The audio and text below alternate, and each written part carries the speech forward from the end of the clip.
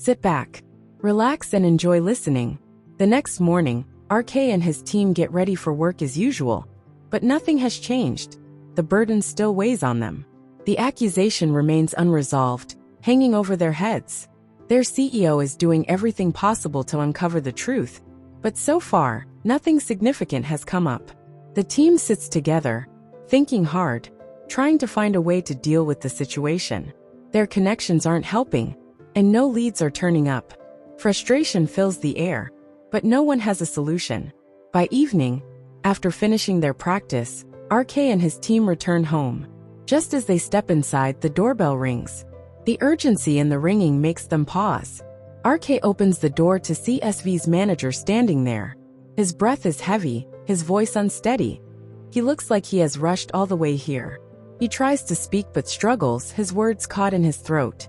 RK gestures for him to come inside, stepping aside. The manager hesitates for a second before walking in. RK offers him a glass of water and tells him to sit, but he refuses.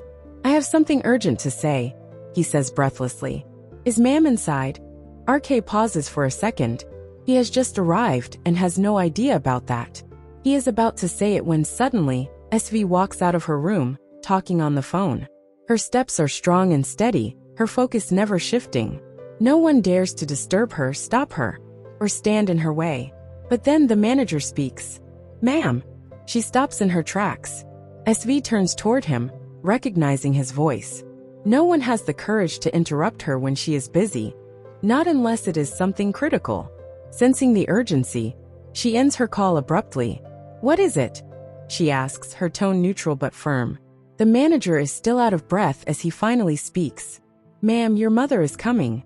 SV's voice softens slightly upon hearing the words. "Oh, that's good news." But the manager quickly adds, "No, ma'am. I mean, it's good that she's coming, but..." He hesitates. SV's eyes narrow. "But what?" The manager opens his mouth, but the words refuse to come out. He looks like he wants to explain, but his voice keeps failing him. He tries again. "Ma'am, actually. SV's patience thins. "Just say it. Whatever it is, say it. Why are you hesitating this much?"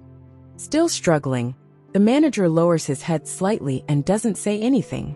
Her voice drops slightly, laced with irritation. "What is it? Can you speak?" The manager takes a deep breath, knowing he has no choice but to face her. With his voice still trembling, he finally manages to say, "Sir." His hands shake, his words still unsteady. "Ma'am, the thing is the media. And the people. I mean the whole situation."